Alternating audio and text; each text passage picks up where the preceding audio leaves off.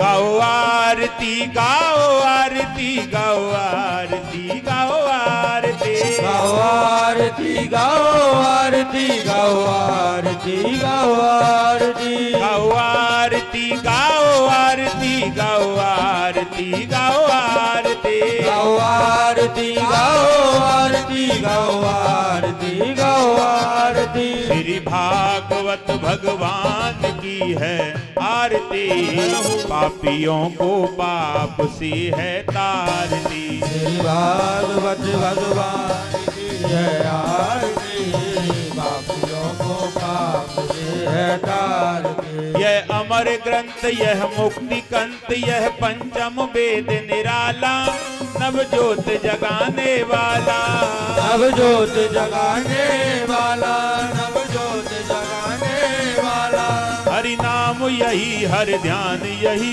हरि नाम यही हर ध्यान यही हरि नाम यही हर ध्यान यही हरि नाम यही हर ध्यान यही जग के मंगल की आरती पापियों को पाप से है तारती श्री भागवत भगवान की है आरती पापियों को पाप से है तारती गाओ आरती गाओ आरती गाओ आरती गाओ आरती गाओ आरती गाओ आरती गाओ आरती गाओ आरती श्री भागवत भगवान की है आरती पापियों को गीत पावन पुनीत पापों को मिटाने वाला हरि दरस कराने वाला हरि दरस कराने वाला हरि दरस कराने वाला यह सुख करनी है दुख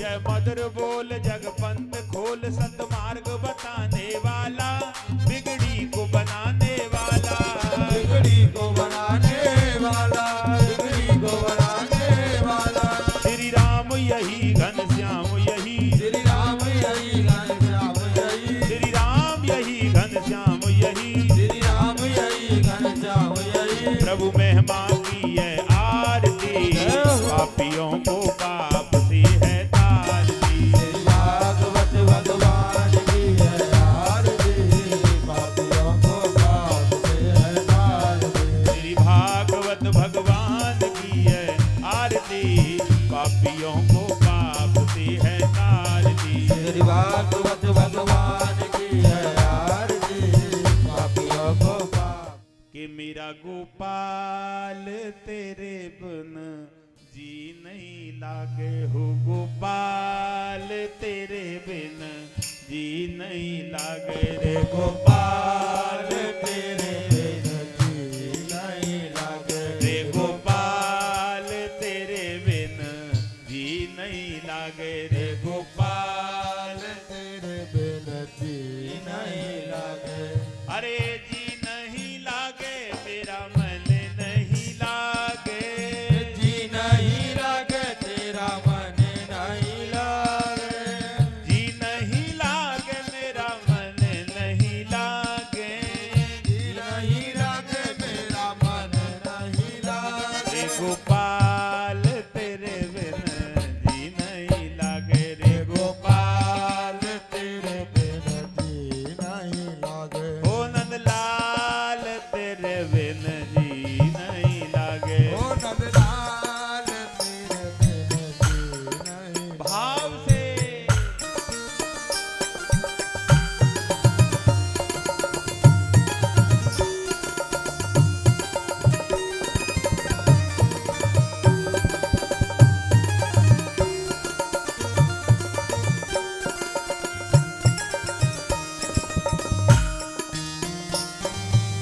अरे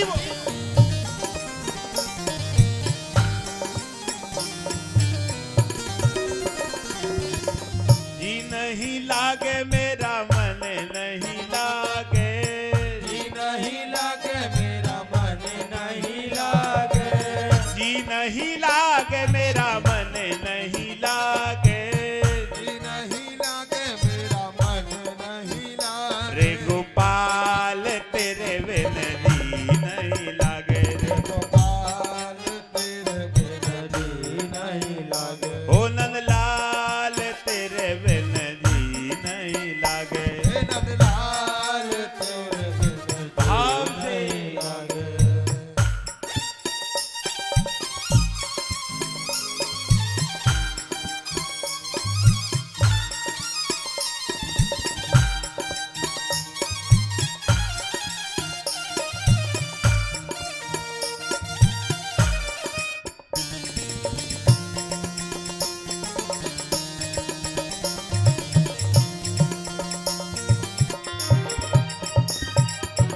वृंदावन के वासी तो तुम हो, वृंदावन के वासी जो तुम हो नंदलाल नंदलाल नंदलाल नंदलाल लाल नंदलाल नंदलाल वृंदावन के वासी तो तुम हो, वृंदावन के वासी तो तुम हो वृंदावन के दासी तो तुम हो, वृंदावन के दासी तो तुम हो ओ ब्रजबाल तेरे बिन जी नहीं लागे रे ब्रजबाल तेरे बिन नहीं लागे,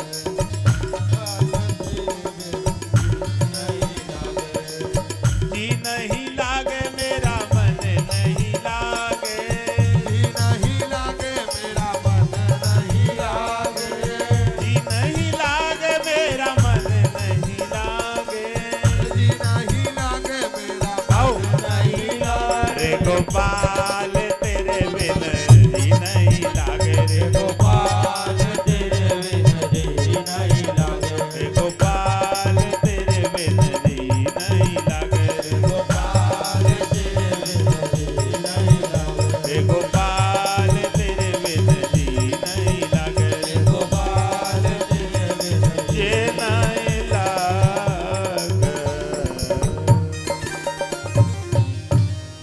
प्रारंभ करते हैं कि आनंद किसे कहते हैं,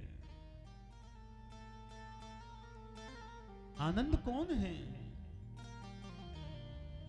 आनंद गोविंद है। और गोविंद कौन है? जो हमारे हृदय में वास करता है। लेकिन गोस्वामी जी कहते हैं हृदय में वास कौन करता है? हृदय में वास करने वाला कौन है? जिसके हृदय में ईश्वर की भक्ति की ज्योति जगी रहती है, जिसने परमपिता परमेश्वर को कभी प्रेम नहीं किया, परमपिता परमेश्वर से कभी स्नेह नहीं किया,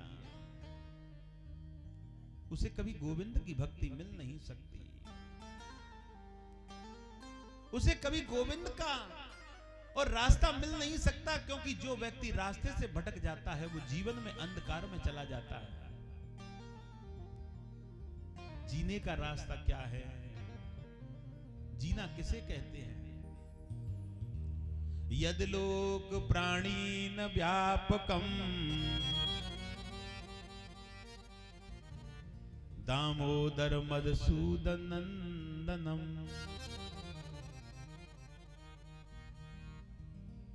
दामोदर जो मधुसूदन है वही तो मेरे रास्ते को बनाने वाला है।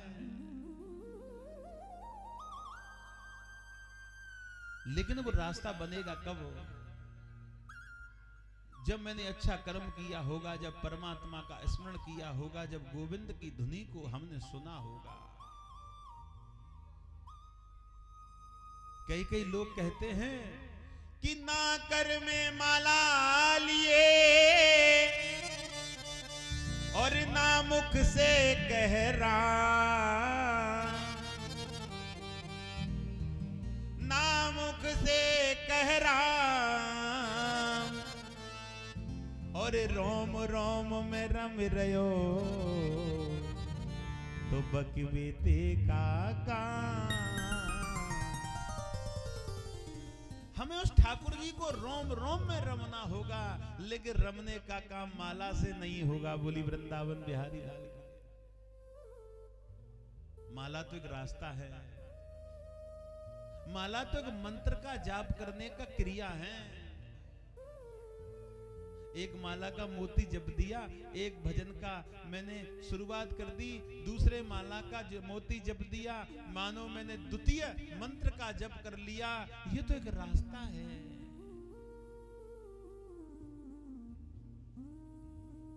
हर रास्ते के हर कण पर, हर घड़ी पर, हर मिनट पर, हर सेकंड पर तुम्हें गोविंद मिल जाएगा। लेकिन मेरे प्रिय भक्तों, मिलेगा कब? अच्छा, हम किसी पात्र में भोजन कर रहे हैं और वो पात्र ही गंदा होगा, उस पात्र में पहले से गंदगी लगी होगी तो हमें भोजन अच्छा नहीं लगेगा। हृदय भी एक पात्र है। जिस हृदय जो हमारा पात्र है, उस पात्र को हमने गंदा कर दिया तो मुझे परमात्मा की भक्ति कहां रहेगी? उस हृदय में जगह कैसे मिलेगी?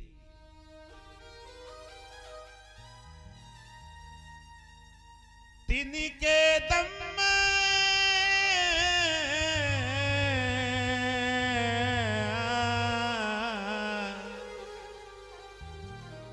हो राम जी, राम जी,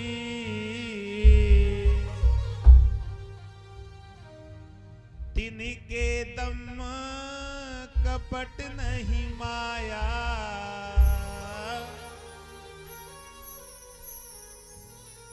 तिनके दम कपट नहीं माया, और तिनके हृदय बसे रघुराया। राधे श्याम बोल लो, सीताराम बोल लो रे, राधे श्याम बोल लो रे, सीताराम बोल लो। राधे श्याम बोल लो, सीताराम बोल लो, राधे श्याम बोल लो, सीताराम बोल लो। राधे श्याम बोल लो, सीताराम बोल लो, राधे श्याम बोल लो, सीताराम बोल लो। राधे श्याम बोल लो, सीताराम।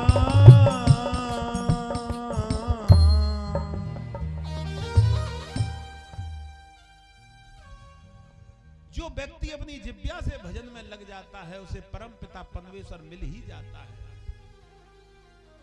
एक बार भजन करने से भगवान नहीं मिलेगा, 2 दिन भजन करने से भगवान नहीं मिलेगा, 3 साल भजन करने से नहीं मिलेगा, क्योंकि भगवान की भक्ति कोई खेलने वाला खिलौना नहीं है।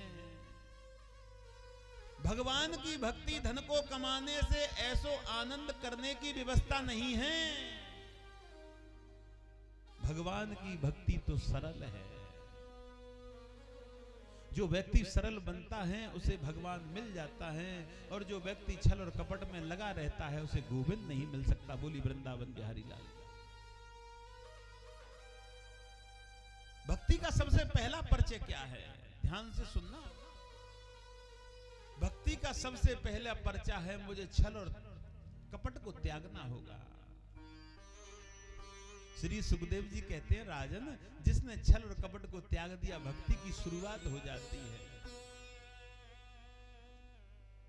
भक्ति में मुझे दया भी रखनी होगी। जो व्यक्ति दयावान होता है उसे भक्ति का आवास हो जाता है और वो परमात्मा का भक्त हो जाता है। हम लोग श्रीमद् भागवत कथा को क्यों कराते हैं, क्यों सुनते हैं? क्या मतलब है? क्यों व्रत पैसा खर्च कर रहे हैं? क्यों टेंट वगैरह लगवाना, पैसा खर्च करना, ये करना, वो करना, क्यों? क्योंकि ये सत्य है।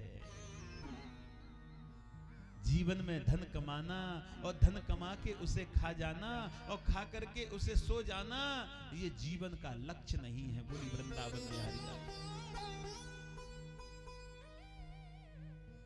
मेरे प्रिय भक्तों, ये जीवन का लक्ष्य नहीं है। श्री सुखदेव जी कहते हैं, हे राजन, तुम बड़े सौभाग्यशाली हो क्योंकि तुम्हें श्रीमद् भागवत की कथा सुनने के लिए मिल रही है। श्रीमद् भागवत की कथा तो उन्हीं को सुनने के लिए मिलेगी जो भगवान के नजदीक होगा। श्रीमद् भागवत की कथा कोई खिलौना नहीं है। श्रीमद् भागवत की कथा कोई खेल नहीं है जो कि हर व्यक्ति को सुनने के लिए मिल जाए। जन्म लिया, मर गए, फिर जन्म लिया, फिर जी गए।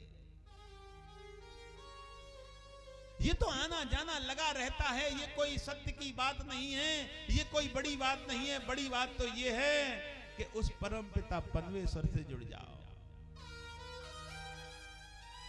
राजा परीक्षित के नेत्रों में आंसू आ गए और रोने लगे कि हे श्री सुखदेव जी, मैं बड़ा सौभाग्यशाली हूं कि जो कि आपके मुखारबिंद से मुझे श्रीमद् भागवत की कथा सुनने के लिए मिल रही है। क्यों? क्योंकि गोस्वामी जी ने लिख दिया है कि जन्म जन्म मुने, जन्म जन्म मुनि यतन कराए, और अंतराम कहूँ आवत नाए। जन्मा जन्म ऋषि मुनि तपस्या कर करके मिल जाते हैं, लेकिन भागवत कथा सुनना कोई संभव नहीं है।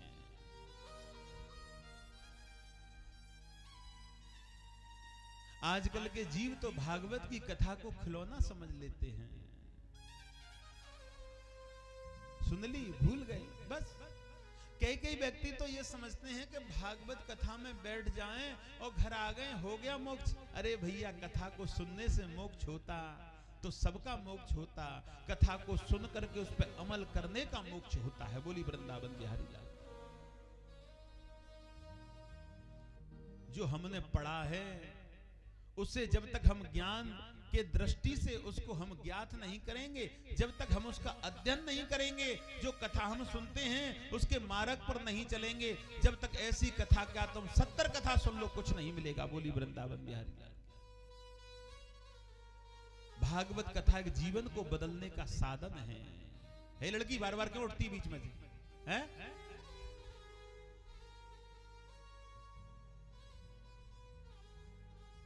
ये कथा जीवन का एक सत्य है।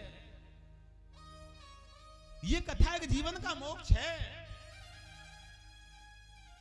जिसने श्रीमद् भागवत कथा को सत्य समझ लिया है वो संसार से प्रेम छोड़ देगा। श्री सुखदेव जी कहते लगे, राजन तुम रोते क्यों हैं? कि रोता मैं इसलिए हूं कि मैं श्रीमद् भागवत कथा का एक मुख्य श्रोता बन गया, इसलिए मेरे हृदय के अंदर से रोना जाग रहा है। लेकिन इसमें कारण है कि क्या?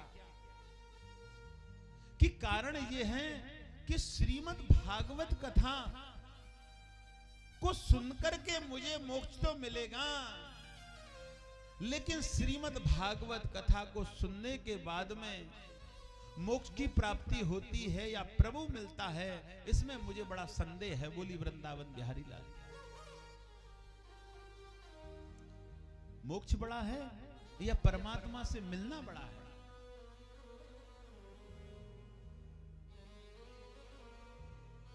हमारी धरती पर ऐसे ऐसे भक्त हुए कि उनको भगवान तो मिल गए, लेकिन उन्होंने लड़ना नहीं छोड़ा। बोली वृंदावन बिहारी लाल। ध्यान से सुनना, हमारी धरती पर ऐसे ऐसे भक्त हुए कि उन्हें भगवान तो मिल गए लेकिन झगड़ना नहीं छोड़ा, भगवान तो मिल गए लेकिन अपसत बोलना नहीं छोड़ा। क्यों? हे राजन, उसे भगवान मिला है, ज्ञान नहीं मिला। बोली वृंदावन बिहारी लाल की जय।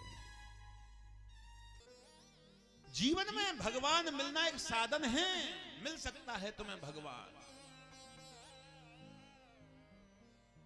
एक बात और कह दूं, आपको बड़ा अच्छा लगेगा।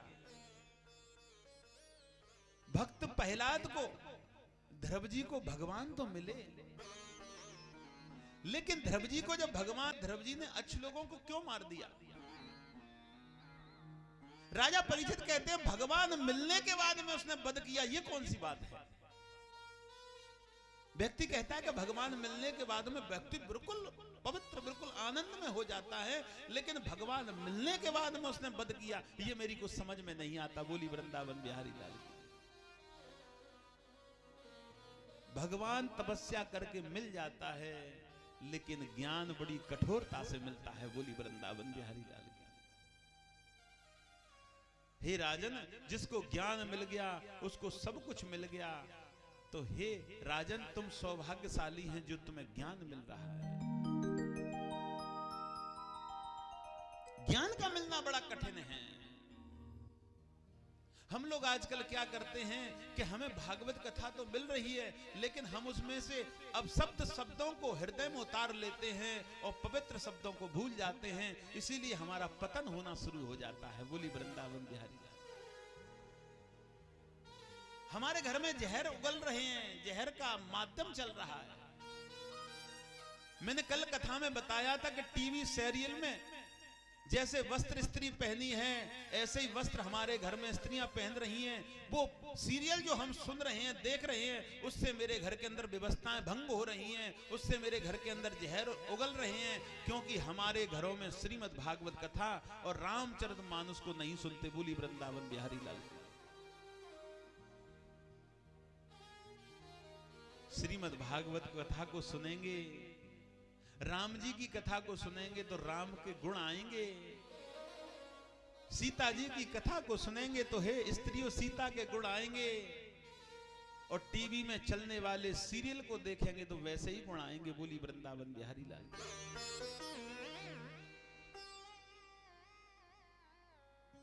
तो हे राजन, तुम जो कथा को सुन रहे हैं उसके तुम्हें गुण मिल रहे हैं, तुम अमृत का पान कर रहे हैं। राजा परीक्षित हाथ जोड़कर कहने लगे, अमृत आता कहां से है, इस कथा को बताओ। श्री सुखदेव जी हंस गए और हंसकर के कहने लगे, राजन तुम बड़े सीधे हो,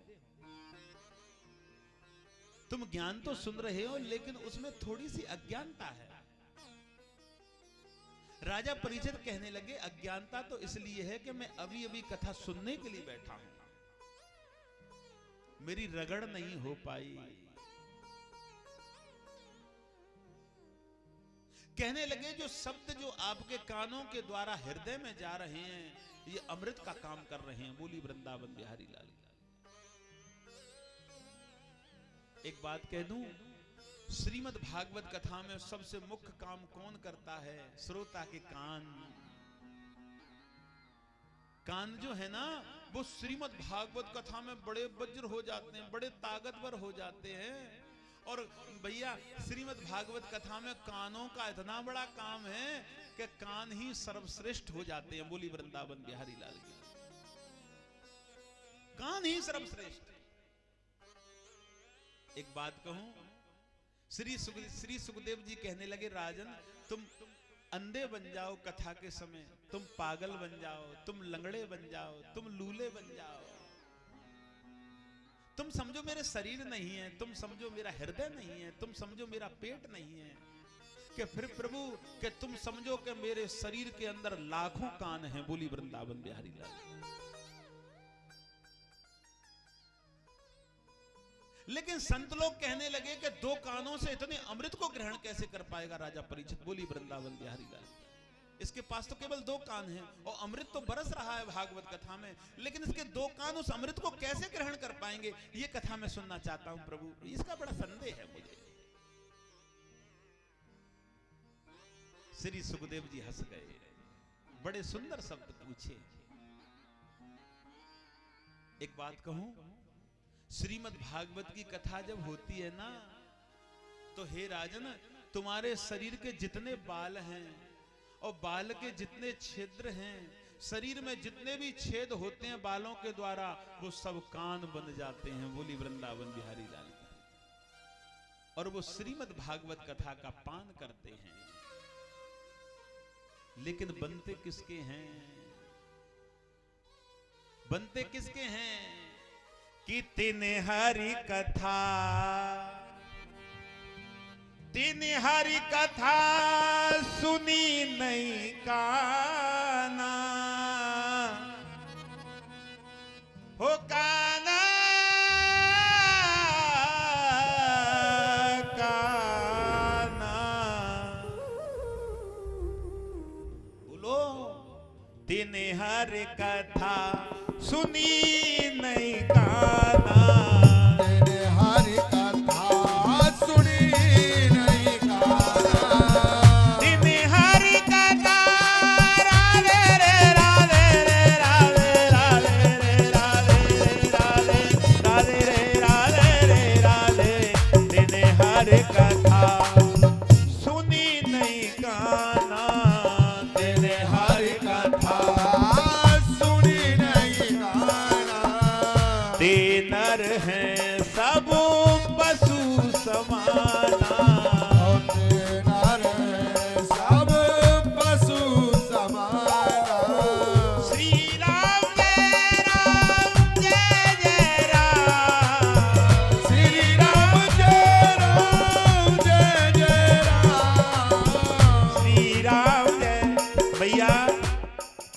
बड़ा मूल मंत्र है जो अनपढ़ व्यक्ति है उसके लिए सबसे बड़ा मंत्र। और मंत्र कौन सा?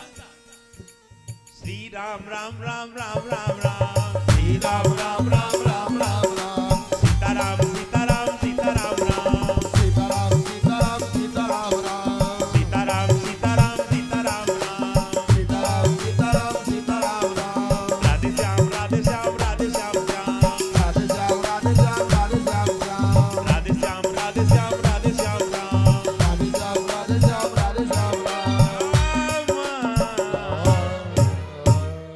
भैया एक बात तुम कर लो, आनंद मिल जाएगा। तुम कुछ मत करो, कल से सीताराम राधे श्याम का जप करो घर में। कहां कहां सब्जी काटते में सीताराम राधे श्याम। अच्छा, सब्जी की कलछी चला रहे हैं जब भी राधे श्याम सीताराम। आटा छान रहे हैं जब भी सीताराम राधे श्याम। आटा गूंद रहे हैं जब भी सीताराम राधे श्याम। अच्छा, कोई कोई व्यक्ति कहता है कि भंडारे का प्रसाद बड़ा सुंदर लगता है और मंदिरों में जो प्रसादी बनती है उसका टेस्ट ही अलग होता है, और घर में हम तो गरम मसाले, ये मसाले, फलाना ढिमका डालते हैं पर मजा नहीं आता। क्यों?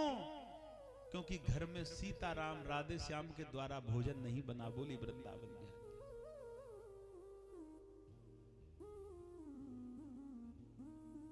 सब्जी में कलछी चलाते हुए यही जाप करो, राधे श्याम सीताराम। रोटी बनाते में राधे राधे। भोजन खिलाने वाले को भी भैया भोजन कर लो, राधे राधे का जाप करो, बड़ा सुंदर लगेगा भोजन है? अच्छा, कई माता तो गाली देते हुए ही सब्जी बनाती है। इस घर में आ गई, मर गई, भोजन बनाते बनाते परेशान हो गई है? मेरे बाप ने ऐसे दाने ढूंढे हैं कि 10-10 रोटी से पहले तो हलते ही नहीं है? एक एक आदमी 10-10 रोटी समाप्त, फिर 2 घंटे बाद कहता है कि भूखे रह गए। अरे भैया, मुझसे शादी क्यों करे, रोटी बनाने वाली ले आते दो। ऐसी माता है। जो माता भोजन बनाने से परेशान हो गई, उस घर में अन्न की हमेशा कमी आती ही चली जाएगी। बोली वृंदावन बिहारी। जो माताएं आते हुए अतिथि को देख करके प्रसन्न हो गई, उस घर में भगवान का वास होता है। और जो माता आने वाले को देख करके दुखी हो गई, उस घर से लक्ष्मी और विष्णु विदा हो जाते हैं। बोली वृंदावन बिहारी लाल। कई कई माताएं तो ऐसी हैं, रिश्तेदार आया मुंह फुला लिया, पति हाथ जोड़ने लगा, आज बना लो खाना, कल से हम किसी को नहीं बुलाएंगे। पत्नी कहने लगी, तुम तो डेली ऐसे ही कहते हो, डेली तुम्हारे इतने मिलने वाले आते ही रहते हैं, मैं बनाते बनाते परेशान।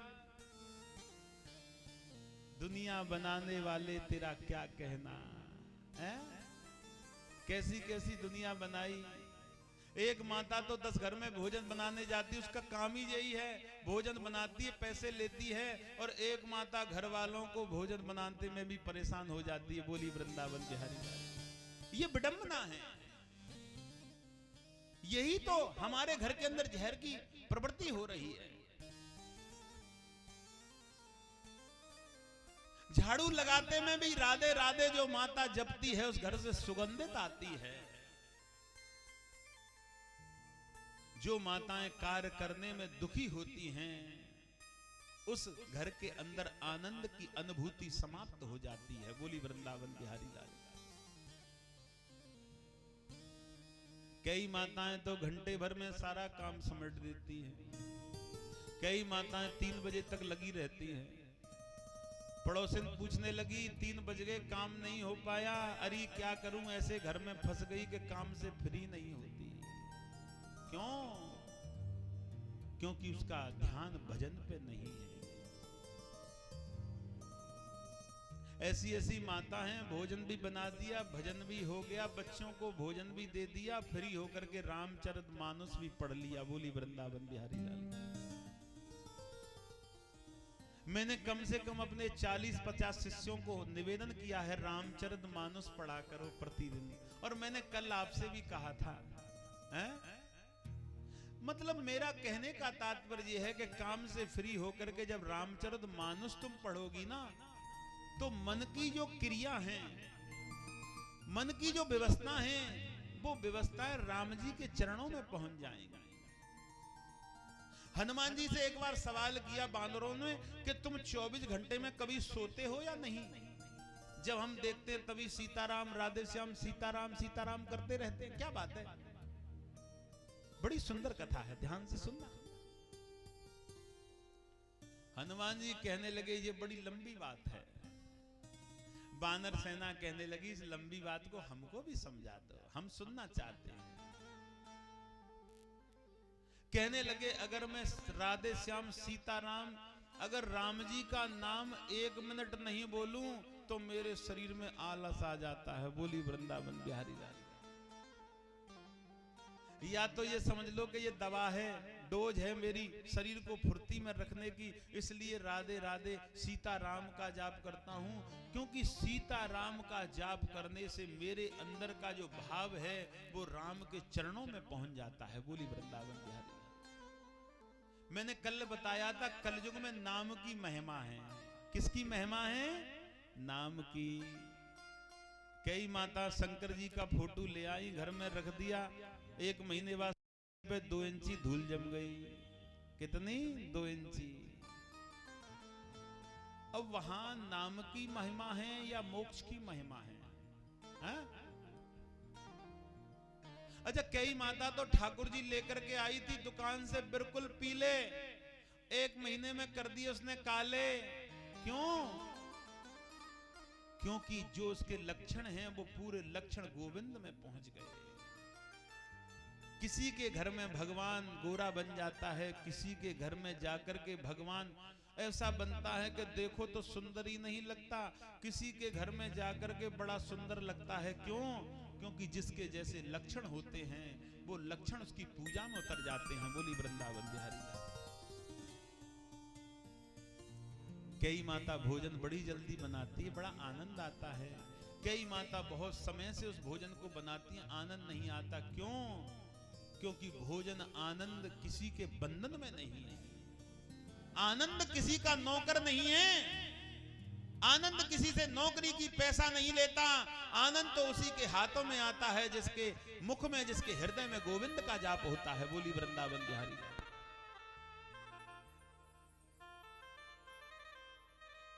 आजकल की प्रकृति बदल गई। मेरा सबसे निवेदन है, मैंने कल भी कथा में कहा था, आज भी कह रहा हूं, आने वाली पीढ़ी को संभालना हमारा कार्य है। जो आने वाली पीढ़ी बिगड़ जाती है उससे हमारा भविष्य बिगड़ता है।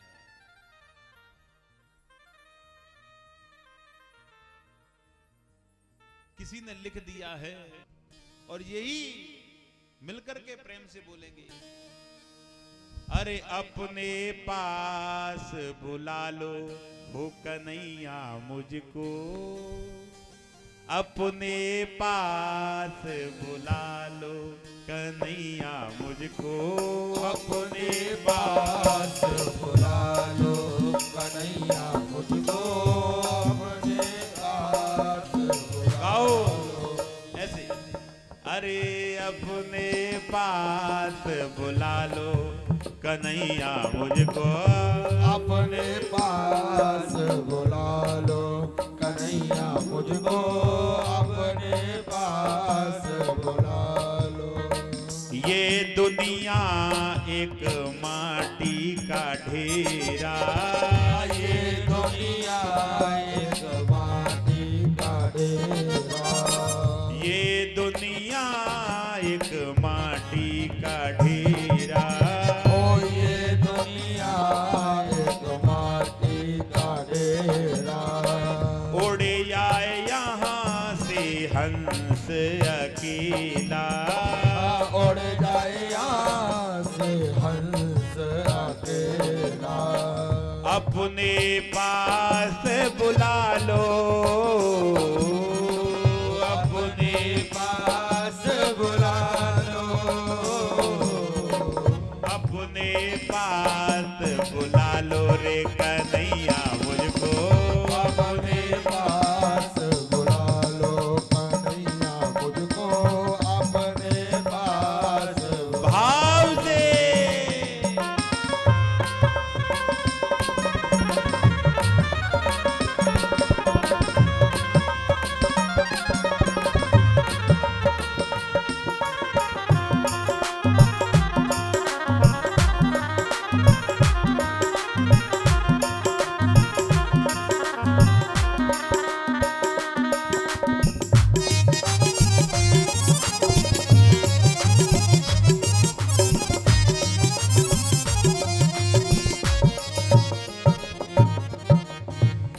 जीवन में क्या पाया क्या अब खोया, जीवन में क्या पाया क्या अब खोया, जीवन में क्या पाया क्या अब खोया, जीवन में क्या पाया क्या अब खोया, नेक मुझको समझा दो कन्हैया तुम तो, नेक मुझको समझा दो कन्हैया मुझको, अपने पास बुला लो कन्हैया मुझको, अपने पास बुला लो कन्हैया मुझको, अपने पास भाव से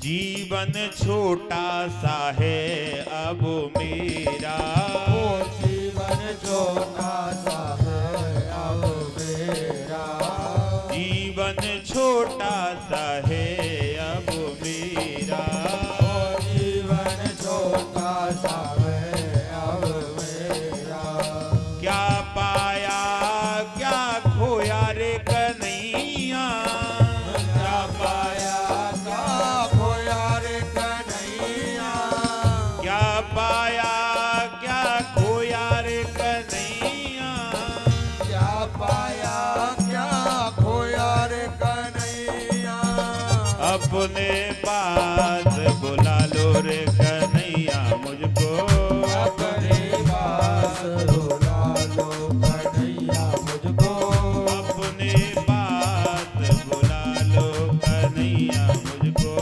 अपने पास बुला लो। बोली वृंदावन बिहारी लाल की जय हो। जय जय श्री राम। आनंद कंद गोविंद की कथा का अब आनंद हम कहां ले जा रहे हैं माताओं, तुम्हारे लिए बड़ी सुंदर कथा है। अब आगे कथा को जो सुनोगी ना बड़ा महत्वपूर्ण है। एक जगह 33 कोट देवता विराजमान, और भैया 33 कोट देवता विराजमान थे, और वहां जब विराजमान थे तो दक्ष प्रजापति आ गए थोड़ी सी देर में। ध्यान से सुनना।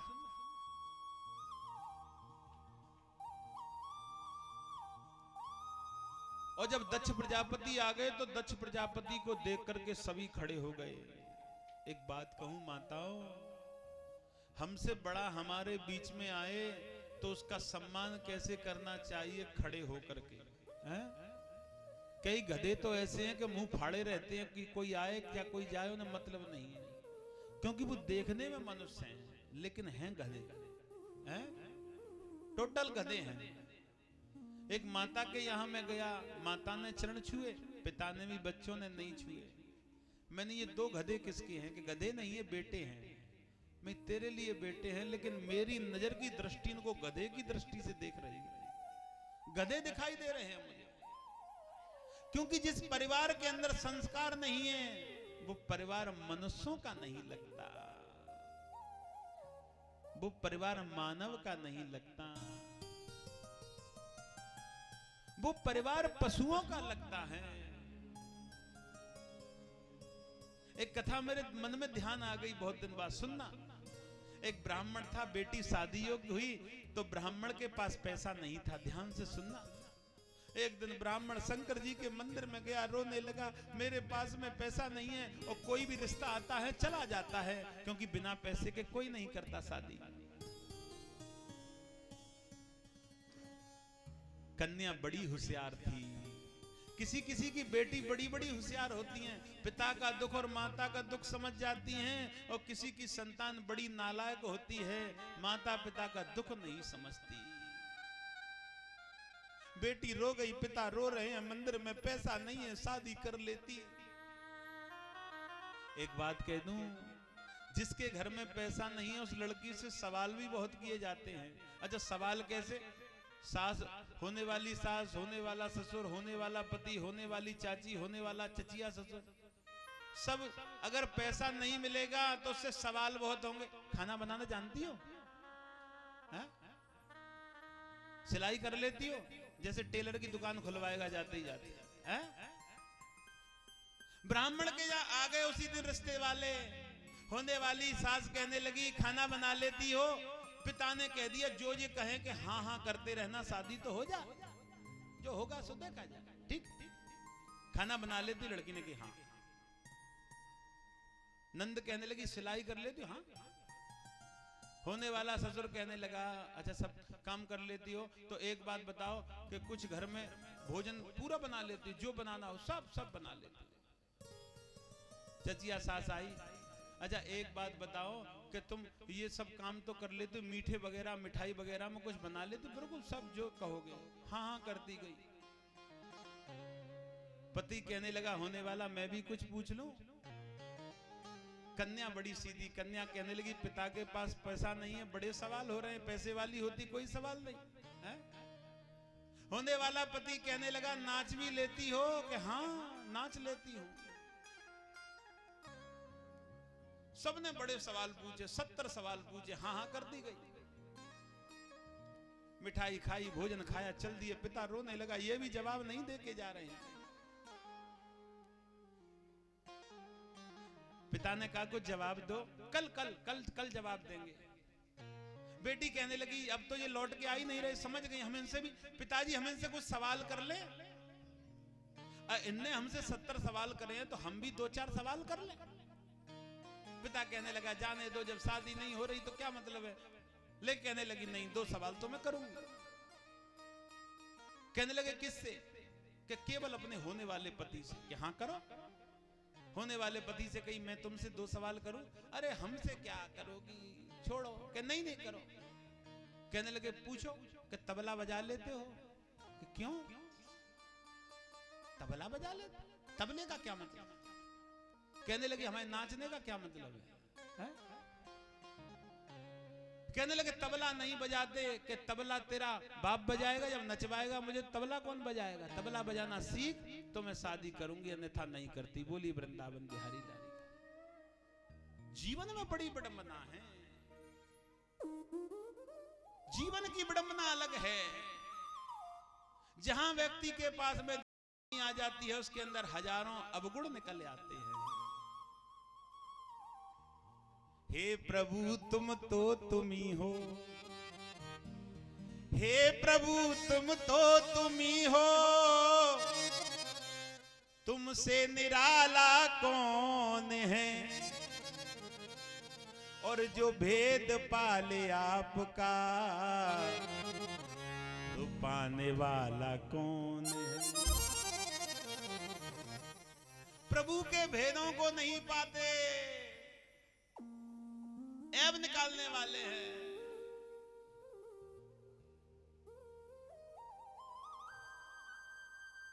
किसी से कहो भागवत कथा सुन लो, अच्छा मिलेगा क्या? अब लो इनको 2 और मिलेगा क्या? व्यक्ति चाहता है कि कुछ करने के लिए मिलना चाहिए। अच्छा भगवान तुमसे पूछ लेगा सो मत। क्यों नहीं सोएंगे? नींद नहीं आएगी तो मर जाएंगे। अच्छा तुम सोते क्यों है? तुम्हें मिलता क्या है? भगवान पूछ ले मैं तुम्हें धूप नहीं दे रहा, फिर रोते हैं चिल्लाते हैं। प्रभु देता है किस लिए? हमें सुख के लिए देता है। जो हमें भोजन दे रहा है, जो हमें धूप जल पानी, रहने के लिए घर, खाने के लिए भोजन, देखने के लिए आंख, चलने के लिए पैर, सुनने के लिए कान, कार्य करने के लिए हाथ। और गोस्वामी जी ने लिख दिया कि बिन पाग चले, बिन पाग चले,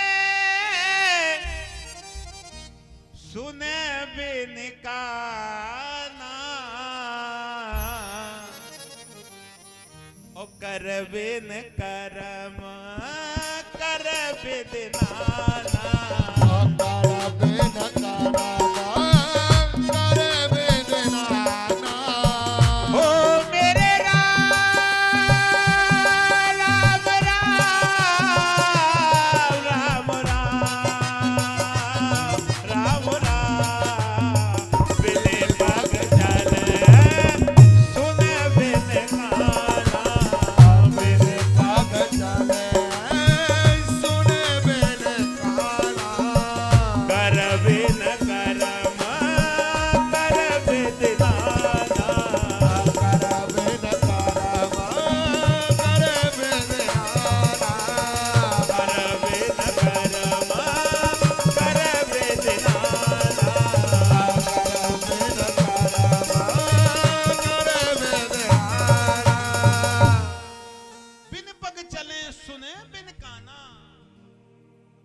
बिन कर्म करे विद नाना। ऐसे भगवान हैं। मैया को बेटे की जरूरत है तो वो बेटा दे देता है। व्यक्ति को काम की जरूरत है वो काम दे देता है।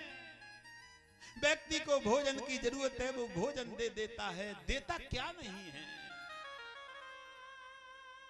भोजन मांगा भोजन दिया, घर मांगा घर दिया, पत्नी मांगी पत्नी दी, बेटा मांगा बेटा दिया। और वो तुमसे क्या मांगता है? 1000 देने के बाद में केवल क्या मांगता है? अच्छे मार्ग पर चलो। बोली वृंदावन बिहारी लाल की। क्यों? राजा परिचित कहने लगे क्यों? क्योंकि भगवान ने तुमको बनाया है और जो जिसको बनाता है वो बिगाड़ना नहीं चाहता। ध्यान से सुनना मेरी माताओं, भगवान ने तुमको बनाया है वो बिगाड़ना नहीं चाहता। जैसे माता पिता अपनी संतान को बिगाड़ना नहीं चाहते, तुम भी सभी परमात्मा की संतान हैं और परमात्मा तुमको बिगाड़ना नहीं चाहता। बोली वृंदावन बिहारी लाल। घर में आने वाले को देख करके हमें खड़ा होना चाहिए। कैसे? जैसे ही कोई घर में आया, अतिथि सेवा। अतिथि सेवा किसको कहते हैं बताए? अतिथि सेवा भगवान सेवा है।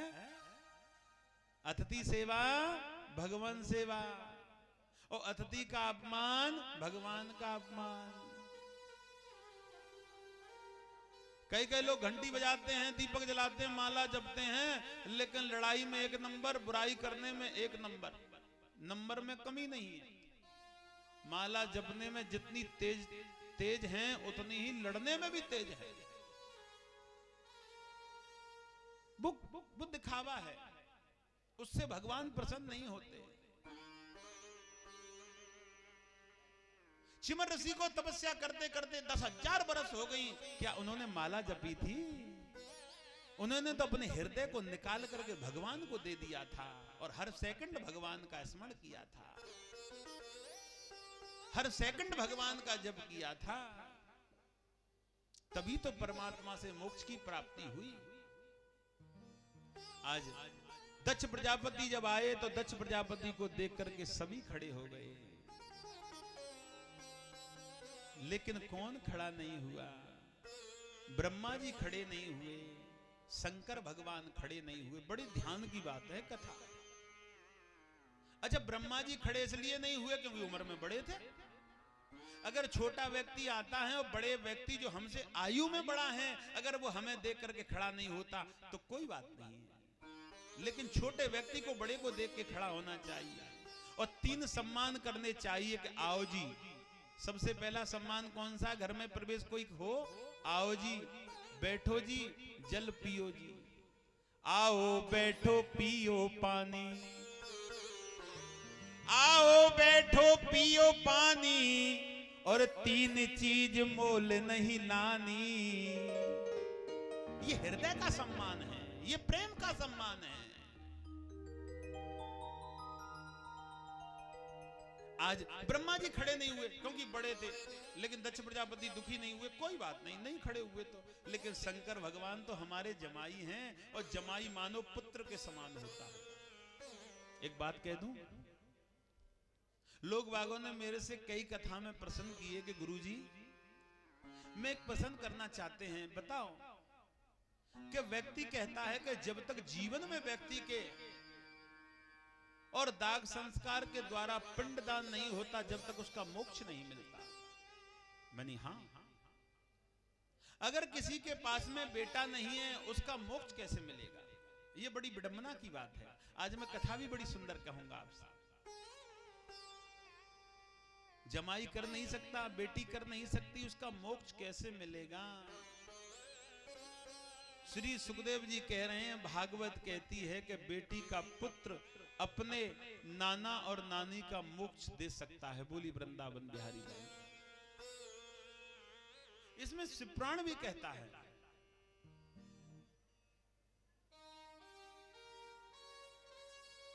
लेकिन शंकर तो हमारे जमाई हैं, जमाई पुत्र के समान होता है, जमाई धर्म का पुत्र होता है। दो प्रकार के रिश्ते होते हैं, एक धर्म के और एक मलमूत्र के। दोनों के रिश्ते बताता हूं। हमारे घरों में लड़ाई क्यों चल रही है? सबसे पहले तो ये सुनो, लड़ाई इसलिए चल रही है कि आने वाली पुत्र वधू तो सास को कहती है ये सास है, और सास कहती है ये बहू है। पहले तो ये दोनों रिश्ते खत्म हो जाएं, लड़ाई समाप्त। सास समझ ले बेटी और बहू समझ ले माता, रिश्ता सबरी झगड़े ही खत्म हो जाएंगे। अच्छा, सास ये कहती है मेरा नाम सास है, मैं सांस नहीं लूंगी जब तक से सुधार नहीं दूंगी, झगड़ा समाप्त कहां से हो जाएगा? बहू कहती है मैं भी बड़ा बवंडर हूं, तो नहीं सुधार दो तो मुझसे बहू कौन कहेगा? है? ये झगड़े हैं जीवन के।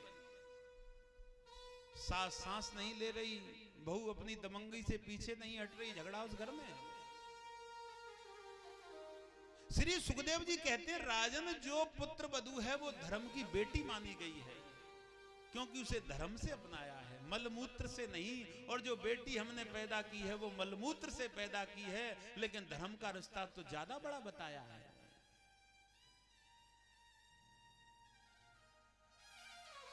कलयुग में किसकी आयु ज्यादा है? कलयुग में कौन प्रकट है? कलयुग में किसका सबसे बड़ा चरण है? धर्म का। बोली वृंदावन बिहारी लाल। कलयुग में एक ही चरण है, धर्म।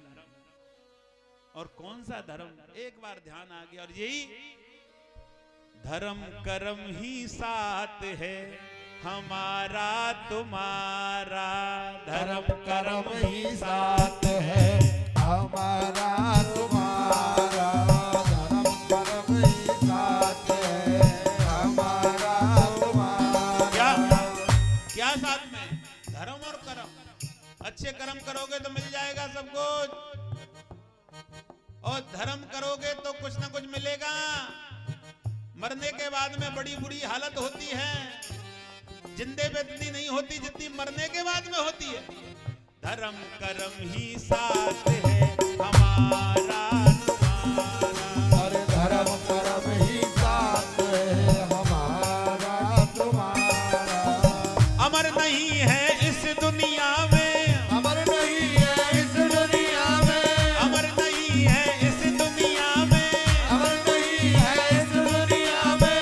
काया महल हमारा, धर्म कर्म ही साथ है हमारा तुम्हारा, धर्म कर्म ही साथ है हमारा तुम्हारा, धर्म कर्म ही साथ है हमारा तुम्हारा। धर्म कर्म ही साथ है हमारा तुम्हारा। गाओ भाव से।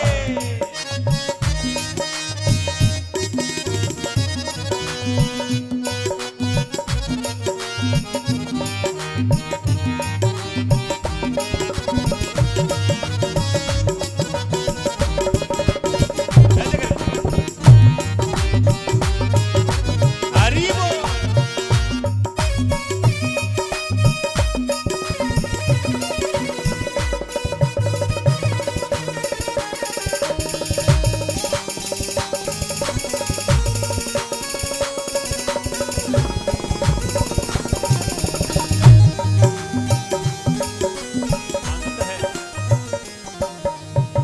भोग लख 84 जन्म मरण के फंदे, भोग लख 84 जन्म मरण के फंदे। ये भजन नहीं है, ये ज्ञान है। अरे भोग लख 84 जन्म मरण के फंदे, भोग लख 84 जन्म मरण के फंदे। मुश्किल से पाया है मानस तूने बंदे, मुश्किल से पाया है मानस तूने बंदे, मुश्किल से पाया है तूने बंदे। मुश्किल से पाया है मानस तूने बंदे। ये शरीर बड़ी मुश्किल से मिला है, ये शरीर बड़ी मुश्किल से मिला है। 10-10 रोटी खाने वाला शरीर वैसे ही नहीं मिल गया। अरे मुश्किल से पाया है मानस तूने बंदे, मुश्किल से पाया है मानस तूने बंदे, मुश्किल से पाया है मानस तूने बंदे, मुश्किल से पाया है मानस तूने बंदे। अब को खोवे पागल तू, अब को खोवे पागल तू, अब को खोवे पागल तू, अब क्यों खोवे पागल तू। यही अर्ज हमारी धर्म कर्म ही साथ है हमारा तुम्हारा, धर्म कर्म ही साथ है हमारा तुम्हारा। अमर नहीं है इस दुनिया में, अमर नहीं है इस दुनिया में, अमर नहीं है इस दुनिया में, अमर नहीं है इस दुनिया में। काया महल हमारा धर्म कर्म ही साथ है हमारा तुम्हारा, धर्म कर्म ही साथ है हमारा तुम्हारा। धर्म कर्म ही साथ है हमारा तुम्हारा, धर्म कर्म ही साथ है हमारा तुम्हारा। बोली बांके बिहारी लाल की। जय हो। दो चीजों पे ध्यान रखना, धर्म और कर्म। यहां गड़बड़ी हुई पूरा जीवन गड़बड़ हो जाएगा। और यही तो हम लोग गड़बड़ी कर रहे हैं, जो मुख्य उद्देश्य है वही गड़बड़ी चल। ध्यान देने वाली बात है कि धर्म और कर्म जहां बिगड़ा वहीं जीवन बिगड़ गया। हम लोग क्या करते हैं, धर्म और कर्म ही बिगाड़ रहे हैं और जिससे जीवन बिगड़ रहा है उस पर ज्यादा ध्यान दे रहे हैं। धर्म और दया बंद कर दी हमने और अच्छा कर्म हमने छोड़ दिया, जीवन बिगड़ गया। बचा क्या है जीवन के अंदर, सब खत्म। ये दो चीजें हमें ध्यान रखी हैं कि मन के अंदर कथा में तो जीवन में सब कुछ मिल जाएगा और ये जहां गड़बड़ हुई वहां जीवन बिगड़ जाएगा। कथा का एक कुछ पॉइंट आपको मिल जाए, कथा का एक शब्द ही आपको मोक्ष की ओर पहुंचा देगा, केवल एक शब्द। अब एक कथा मुझे ध्यान आ गई, ध्यान से सुनना।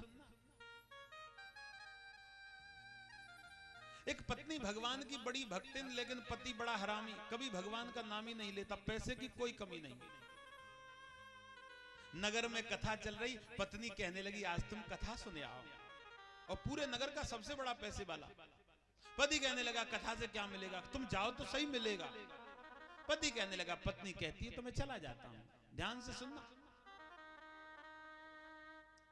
चला गया पति, पति चला गया और जब पति पहुंचा तो नगर वालों ने सोचा बड़े पैसे वाले हमारी कथा में, तो सबने कही आओ जी आओ जी आओ जी आओ जी। बगल में बैठे ने अपनी स्वापी बिछा दी, क्योंकि पैसे वाला है ना, स्वापी बिछा दी, इस पे बैठो, आओ जी आओ जी। और एक कहने लगा बैठो जी बैठो जी। जैसे ही उसके स्वापी पे बैठा, कथा हुई शुरू और वो सो गया। आलसी आदमी कथा को क्या जाने, सो गया। कथा समापन हुई पर वो फिर भी नहीं जगा। सब श्रोता चले गए प्रसाद लेके, लेकिन जिसकी स्वापी थी वो बैठा रहा कि ये हटे तो मेरी स्वापी मिले जिससे मैं जाऊं। बैठा रहा स्वापी के लिए। थोड़ी सी देर में जगा, अरे कथा समाप्त हो गई कि हाँ, अरे बड़े आनंद आए, कथा बड़ी अच्छी लगती है, हम तो आनंद आ गए कथा में। कहने लगे आनंद तो आए लेकिन हमारी स्वापी, हाँ लो स्वापी दे दी।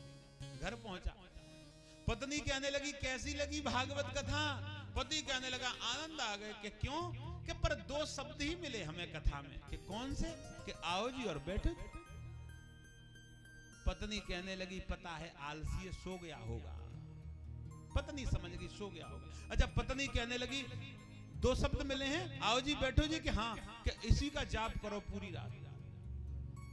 एक शब्द और मिला था कि कब, कि जब कथा समाप्त हो गई तो एक स्वापी वाला कहने लगा कि जाओ जी।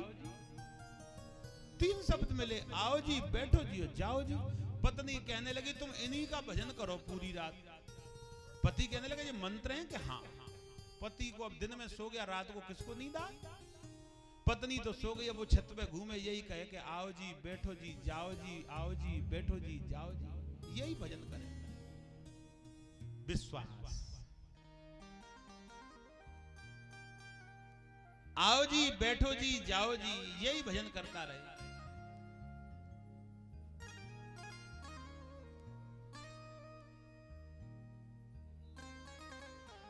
अब बड़ी विडंबना की बात है, नींद तो आ नहीं रही क्योंकि दिन में सो गया। अच्छा, उसी के यहाँ एक चोर आ गया रात्रि को चोरी करने के लिए, लेकिन भजन तो वो कर ही रहा था। आओ जी, बैठो जी। जैसे ही चोर ने माल चुराया तो वो कहने लगा आओ जी। चोर कहने लगा इसने हमें पहचान लिया, और वो तो भजन कर रहा था, आओ जी। और जब चोरी करके कहने लगा तो कहने लगे बैठो जी। चोर समझ गया कि ये हमें जिंदा नहीं छोड़ेगा, ये हमें पहचान गया। और जैसे ही चोर ने चोरी करके गए, चलने के लिए तैयार हुआ तो वो कहने लगा जाओ जी, क्योंकि उसका तो मंत्र है। वो समझ गया कि ये सुबह हमें मार देगा, इसलिए इसका सामान लौटा दे। चोर दौड़ता दौड़ता आया, ये लो सामान जो चुराया है, और जो हमने दूसरे घर से चुराया जो भी पकड़ो, लेकिन हमारी किसी से कहना मत। इतनी कह करके भाग गया। पति दौड़ते दौड़ते आया, पत्नी तुम्हारा मंत्र बड़ा बहुत था, एक ही रात के भजन में इतना धन आ गया। बोली वृंदावन बिहारी लाल, इतना बड़ा भजन। आओ जी, बैठो जी और जाओ जी। इस भजन ने बहुत धन कमा दिया, अब तो मैं डेली जाप करूंगा। कहने का तात्पर्य यह है, कथा का एक शब्द अगर ग्रहण कर लिया और उस कथा के शब्द का मनन कर दिया, जाप कर दिया, जीवन बदल जाएगा। बोली वृंदावन बिहारी लाल।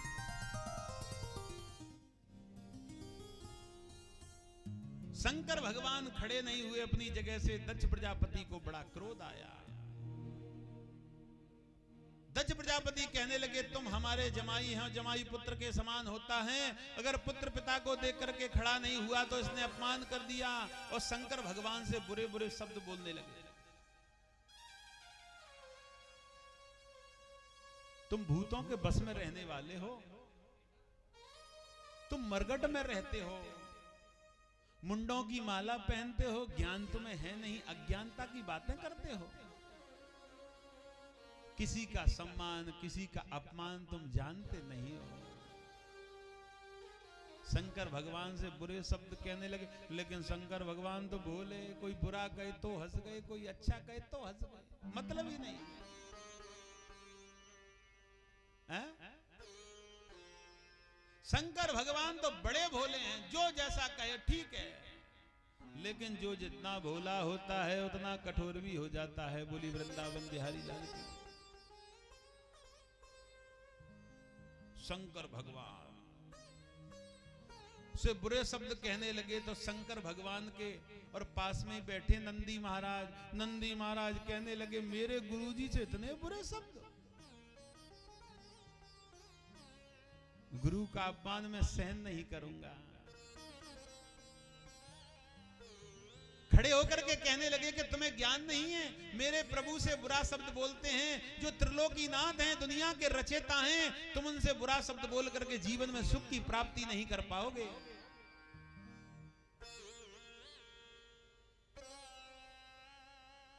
शंकर जी को श्राप देने लगे कि पूजा जब तब यज्ञ अनुष्ठान भागवत जहां होगी वो 33 कोट देवताओं का भाग निकाला जाएगा, लेकिन शंकर जी का भाग नहीं निकाला जाएगा आज से। नंदी खड़े हुए और नंदी खड़े होकर के कहने लगे कि हम भी श्राप देते हैं कि जिस मुखारविंद से तुमने शंकर जी को बुरा वचन बोला है, श्राप दिया है, ये बकरे का हो जाएगा। इतना श्राप दे करके कैलाश पर्वत के लिए चल दिए। बोली शंकर भगवान की जय हो। तो भैया आज शंकर भगवान तो कैलाश पर्वत पर पहुंच गए। इधर में दक्ष प्रजापति ने यज्ञ करी।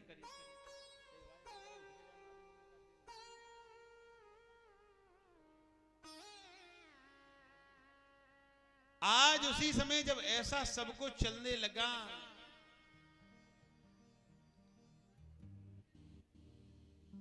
आज दक्ष प्रजापति ने यज्ञ करी तो यज्ञ कब पूर्ण होती है? जब कन्याओं को निमंत्रण दिया जाता है। जब तक हे माताओं कन्याओं को निमंत्रण नहीं देंगे, कन्या नहीं पधारेंगी जब तक यज्ञ हमारी संपूर्ण नहीं हो पाती। बोली वृंदावन बिहारी लाल की। कन्याओं को निमंत्रण दे दिया। अब जब कन्याओं को निमंत्रण दे दिया तो सारी कन्याओं अपने अपने पतियों के साथ में चल दी। जब सारी कन्या अपने अपने पतियों के साथ में कैसे चली जा रही हैं, विमानों को सजा करके और बड़ी खुशी के साथ में पिताजी के घर जाएंगी। अच्छा, पिता के घर जाने की बड़ी इच्छा रहती है माताओं को। ये स्नेह होता है, ये प्रेम होता है, है? पिता के यहां जाना है। लेकिन शंकर भगवान उनके जमाई हैं और शंकर भगवान को अभी तक कोई निमंत्रण नहीं दिया। न शंकर भगवान को निमंत्रण, न अपनी पुत्री पार्वती को कोई निमंत्रण दिया, और आज सभी अपने अपने पतियों के साथ में जा रही हैं।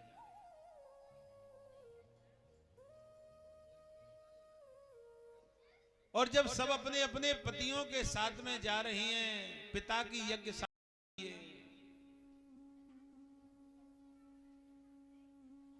कथा को सुनने वाला श्रोता बन जाता है। मेरे मन में एक बात आ गई, श्रोता कहते किसे हैं? श्रोता होता है एक पात्र, और पात्र कौन सा होता है? जिस पात्र में कोई छिद्र न हो। श्रोता, श्रोता उसे कहते हैं पात्र को।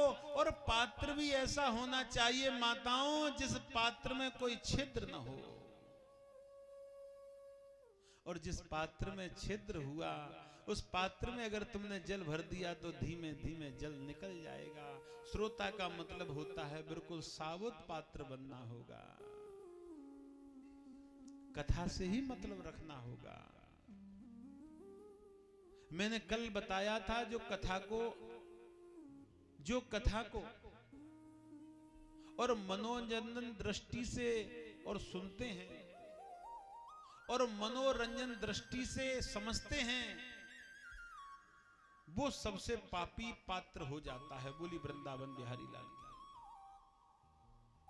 क्योंकि कथा ज्ञान की धारा है, कथा अज्ञानता को दूर करने वाली है, कथा ज्ञान को और सुन करके प्रभु से मिलाने वाली है। आज उसी समय श्री सुखदेव जी कहने लगे कि हे राजन,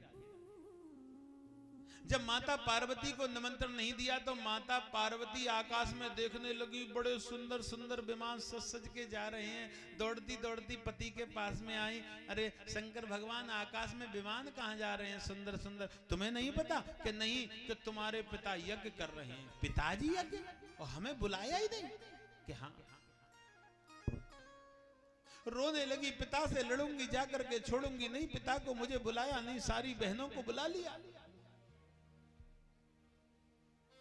सारी बहनों को बुला लिया, मुझे बुलाया नहीं। आज मैं जाकर के पिता से बहुत लड़ूंगी, बहुत झगड़ूंगी।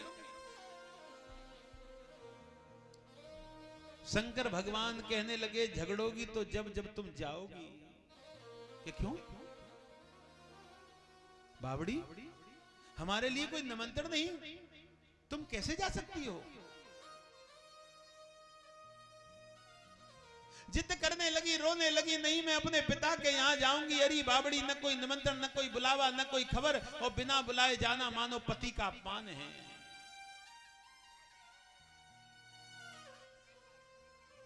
रोने लगी, जाऊंगी पति के।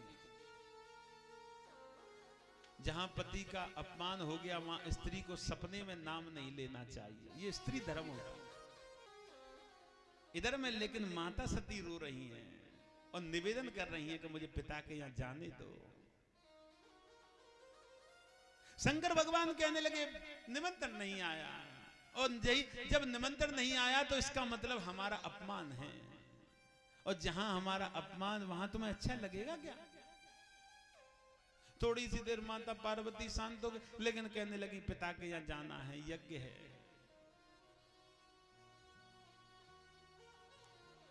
शंकर भगवान कहने लगे, यज्ञ तो है, लेकिन तुम्हारा एक दिन जाने का मतलब है सब जगह हमारा अपमान हो जाएगा। सारे रिश्तेदार, सारे देवता क्या कहेंगे, शंकर को निमंत्रण नहीं दिया, पत्नी चली आई। अच्छा, पत्नी का सम्मान पति से होता है।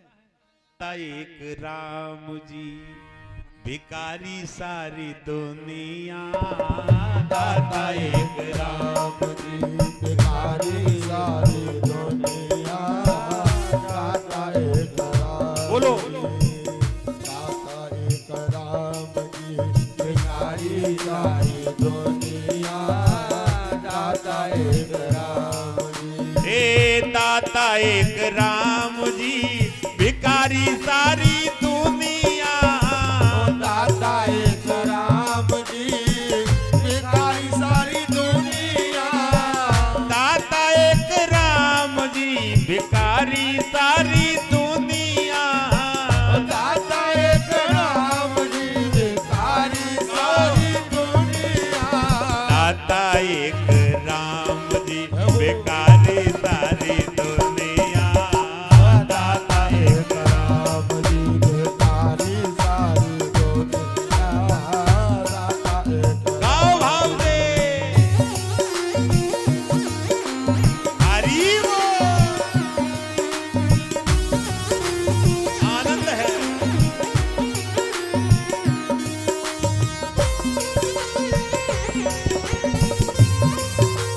हरि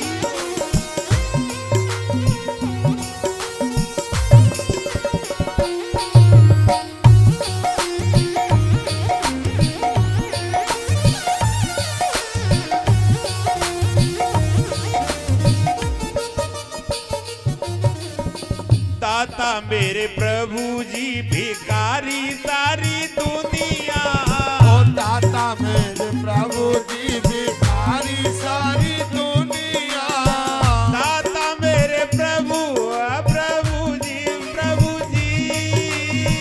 दाता मेरे प्रभु जी भिखारी सारी दुनिया, ओ दाता मेरे प्रभु जी भिखारी सारी दुनिया। ऐसे सोल में से हाथ। अरे दाता मेरे राम जी भिखारी सारी दुनिया, ओ दाता मेरे राम जी भिखारी सारी दुनिया, दाता मेरे राम जी। अरे दाता मेरे राम